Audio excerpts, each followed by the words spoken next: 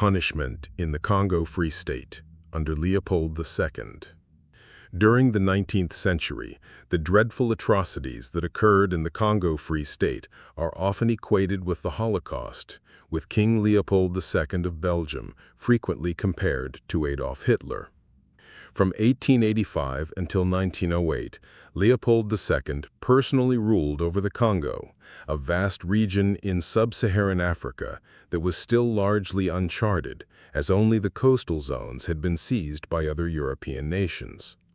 He ironically named it the Congo Free State, though the local inhabitants were anything but free.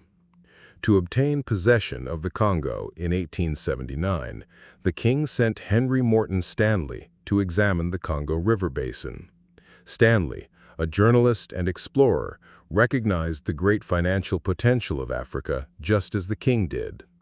Disguised under the authority of the king's holding company, which falsely claimed to promote free commerce and suppress the slave trade, Stanley founded trade stations along navigable waterways, constructed fortified garrisons, built roads and bridges, and signed agreements with more than 500 Congolese chiefs.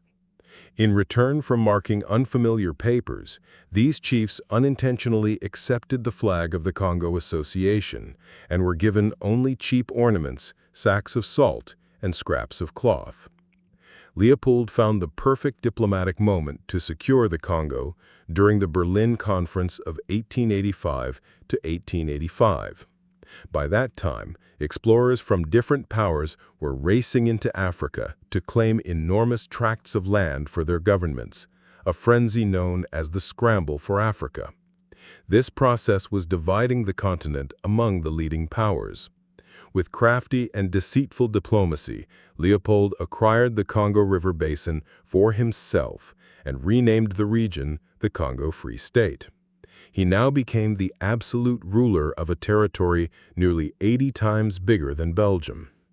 At the same time, technology gave him tools with which a few thousand men could dominate 20 million Africans. The first of these modern tools was weaponry. The outdated muzzle-loading firearms were replaced with breech-loading rifles such as the Albini. If Congolese groups tried to resist, they had only access to obsolete muskets, plus their traditional bows, arrows, and spears. The breech loaders were far superior. They fired longer distances, were more precise, and used waterproof brass cartridges, making it possible to shoot in the rain without the problems that came with gunpowder. The second crucial instrument was medical knowledge. Europeans were unused to the tropical climate and its diseases, which caused extremely high death rates.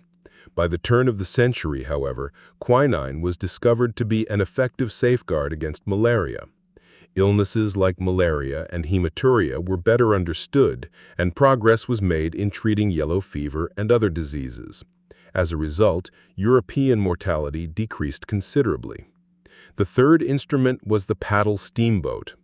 Owing to the peculiar geography of the Congo, these vessels were indispensable.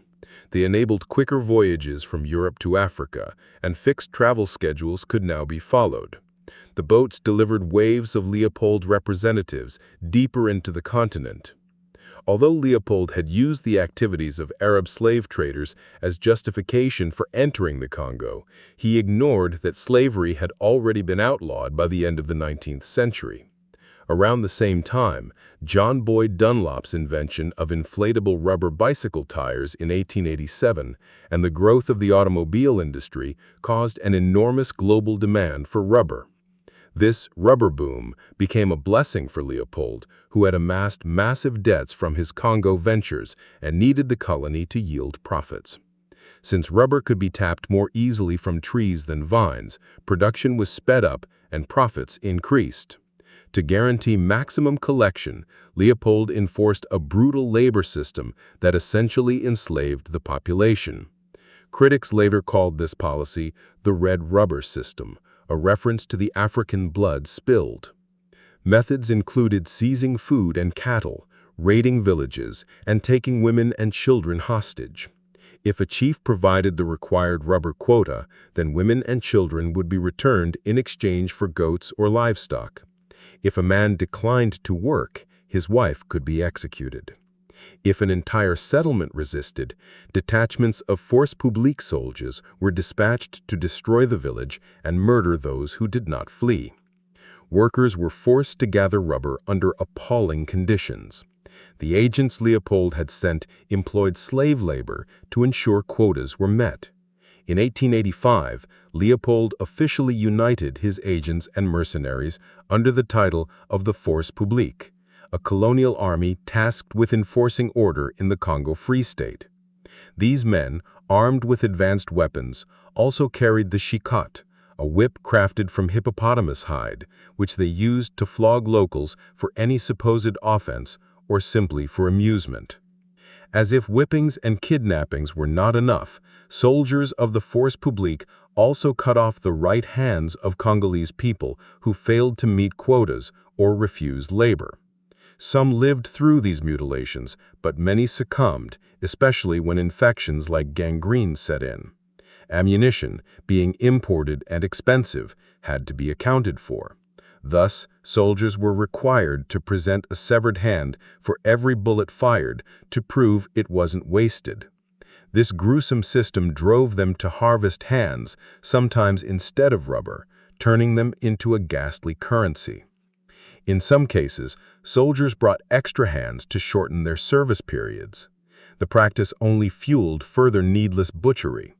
Captain Leon Rom, a notorious administrator at Stanley Falls, allegedly decorated his flower beds with the severed heads of at least 21 Congolese. While displaying skulls was not unheard of in parts of Central Africa, Rom's cruelty shocked many.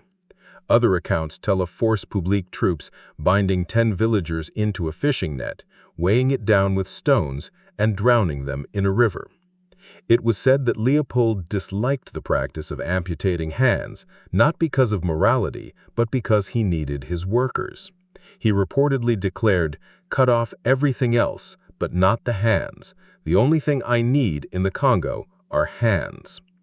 The precise number of deaths remains uncertain.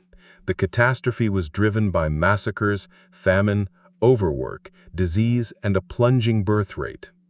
Epidemics like sleeping sickness, caused by the tsetse fly, devastated communities, beginning with fever, headaches, and aching joints, before leading to hallucinations, coma, and death.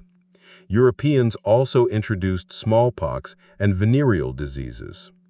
Edmund Dean Morel, one of the leading campaigners against these crimes, calculated that the Congo Free State had around 20 million inhabitants before Leopold's arrival. Mark Twain, who also condemned the events, estimated that 10 million lives were lost.